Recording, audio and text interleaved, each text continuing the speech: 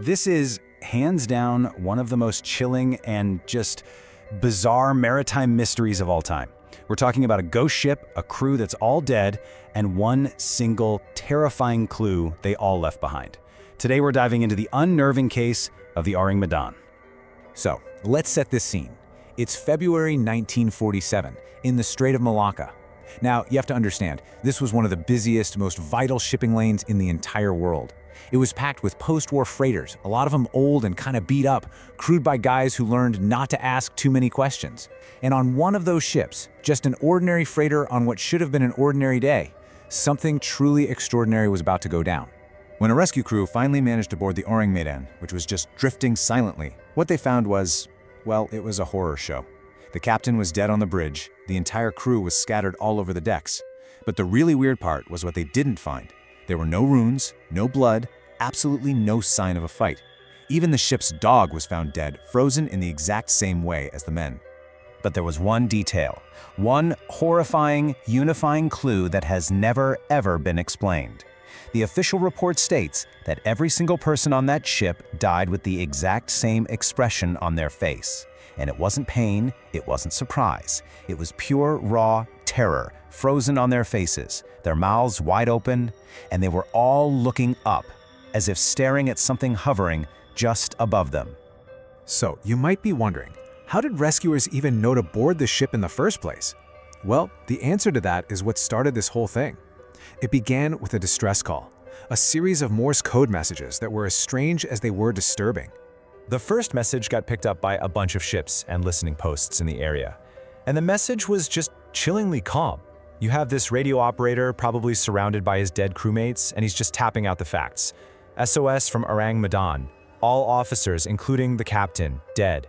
Probably whole of crew dead. Like he's reading a weather report. After a short pause, a second message starts coming through. But this time, the operators listening in noticed the keying was totally different.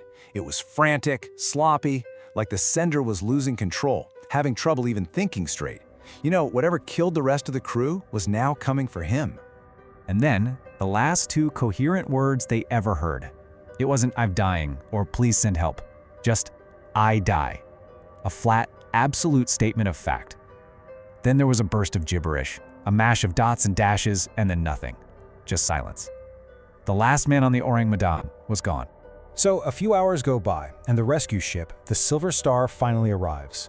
Now, we've talked about the state of the crew, but the boarding party discovered another detail about the ship itself, something that just defied all logic. The boarding party went through and confirmed everything from the distress call. Yep, 23 dead crew members, no injuries, a ship that was perfectly fine, and there was the radio operator slumped over his key. But they also noted something else, something that felt deeply unnatural, a profound, totally inexplicable cold. And we're not talking about just a slight chill in the air. The official report literally used the term abnormal cold. Think about it. It's February in the Strait of Malacca. It's tropical, it's hot. But these experienced sailors described a cold so intense, they thought a refrigeration system must have ruptured. The thing is, this kind of ship didn't even have a system like that. It was a bone-chilling cold that came from nowhere. Okay, so just as the boarding party was getting ready to tow the ship back to port for a full investigation, the mystery takes another really violent turn. The only physical evidence in this entire bizarre case was about to be completely and utterly destroyed. The whole thing happened so fast it was devastating. First, smoke just starts billowing out of the cargo hold, forcing the boarding party to scramble back to their own ship. Then, a fire, one they said burned with an unnatural intensity, just engulfs the entire vessel. And finally, not one, but two massive explosions literally blow the Ourang Medan to pieces, sending it and all of its secrets straight to the bottom of the sea.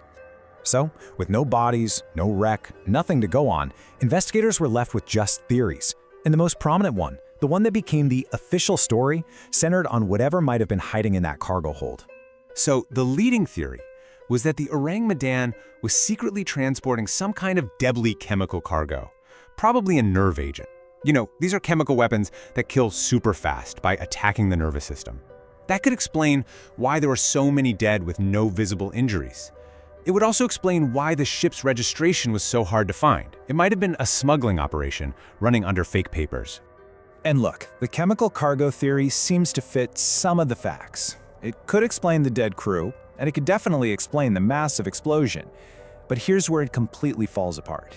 It can't explain two crucial details: that bizarre, unnatural cold, and most importantly, the expressions of pure terror on the crew's faces. And this right here is the fatal flaw in that whole theory. Nerve agents cause death by physiological shutdown. Your body systems just stop working. But the rescue crew, and remember, these were guys who had seen death in the war just a couple years earlier, they were adamant. What they saw wasn't a chemical reaction. It was a human one. It was an expression of fear that they recognized, an expression living faces wear when they see something truly, unbelievably horrifying. So with the ship gone and the leading theory full of holes, the case just went completely cold.